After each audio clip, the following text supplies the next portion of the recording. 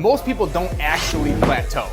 They just don't know how to progress. If your lifts haven't gone up in the last 4 to 6 weeks, I'm gonna show you exactly what you're doing wrong today and how to fix it. We're gonna go over the exact progression system that you should be using, how to apply reps in reserve, RPE, and tonnage step by step, and what to change this week to start progressing again. If you're keeping up, first video we tested, second video we showed why you were stalling out, and now we fix it because it's not your effort, it's the system you're working in. This is the system that actually works. 4 steps in order every single time. 1, pick your goal. 2, choose your progression. 3, track the right variable. And 4, we adjust when we start plateauing or stalling out. If you end up skipping one of these, your progress is gonna become random. Pick one driver, stick to it, and then let the others support it. So what do you track? Step 1, fix your progress. Track the right variable. And here's what it looks like. If you have a strength goal, track weight. If you have a muscle or a physique goal, track tonnage. Your effort goals are tracked by reps in reserve and RPE. Time goals are tracked by density. Most people track everything or nothing. Again, pick one and then let those others support it. Let's talk about the one variable rule because this is the biggest fix most people need. Right now, you might be changing weight, reps, sets, and density all at once. That's why nothing sticks. Too many variables equals no progress. The fix is simple.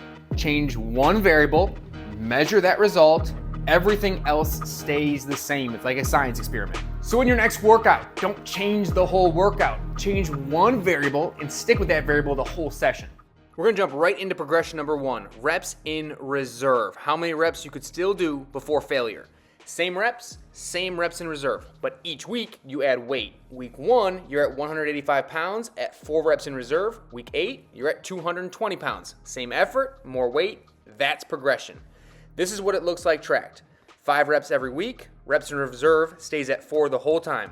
The only thing changing is the weight on the bar. More weight at the same effort level equals a stronger signal equals more progress.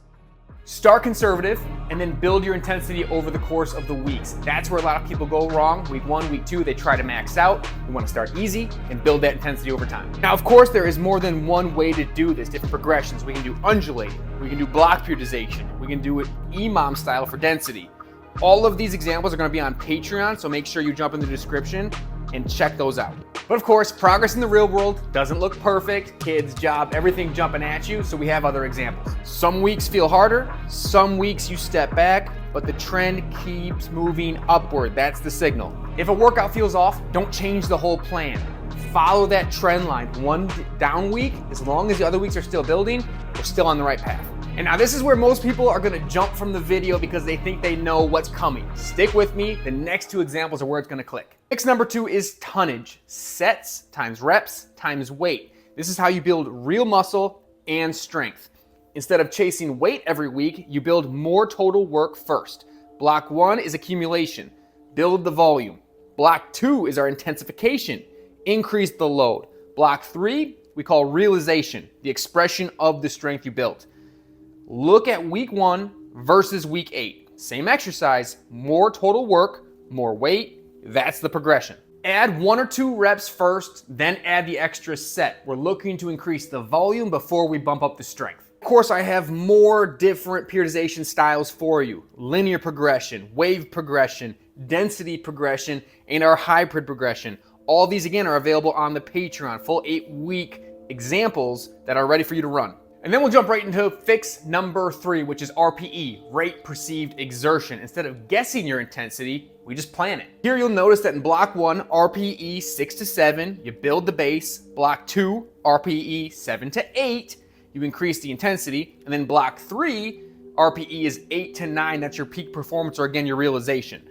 Look at week 1 versus week 8. You're lifting more weight at a controlled, planned effort level. That's not random, that's the system working. Always look to start your RPE around that 6 to 7 mark. Not too easy, not too hard, and then you'll build it up through the weeks into that 8 to 9 range, very rarely going to 10. RPE can also be applied in other ways.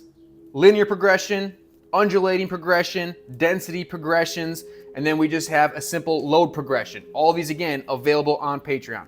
And now the key question is, when do you change your program? Because the best program is the one you're not doing. This is where most people fail again. Week 1 to 3, your progress is happening effortlessly. Stay the course. Week 4 to 6, things start slowing down. Your body's starting to adapt. Watch it. Week 6 plus is typically when you hit that full plateau or you stall out. That's the time to act. 2 to 3 weeks stalled equals change something. Pay attention. Not everything, just one variable. This is the spot where you make sure you're not trying to work harder. You change that one variable in the system. And if you're still hanging around, I've got you. This is what to do when that progress does stall out. Progress happens, progress stalls. Progress becomes ineffective. Reset and change the stimulus. Then new progress will begin again. Pick 1 or 2 of these. Change the progression model, adjust your volume, adjust your intensity, change your rep ranges, add a deload block. Pick 1 of these, not all of them, and the bigger the change, the more your body's gonna have to adapt to that stimulus. And this is where you have to be careful. You're not trying to restart completely. You're trying to carry that stimulus further along, so don't reset yourself too much. And now you're probably asking, which one should I use right now? Give me an example. Here we go. So if you're just starting out, stick to linear tonnage or linear reps in reserve. If you're stuck at a plateau, undulating RPE or wave tonnage. And then if you've been training for years, block periodization or hybrid. If you're short on time, we want that density EMOM. Here's how to match the method to your situation. Stuck, RPE, undulating, breaks plateaus. If your time is low, the EMOM density is the most efficient. If you want size, tonnage drives more work. Don't overthink it. Know your goal, pick your progression, stick to it. If you're still here, thank you. Hit that like. Almost done. Stay to the end. I have some more videos I want to highlight that are going to help you out. Remember, it's not a progress stall. It's a system change, and hopefully you picked up how to change that system. The structure of the system drives the volume. The volume drives the growth. The intensity controls the effort. Stack it, track it, progress it.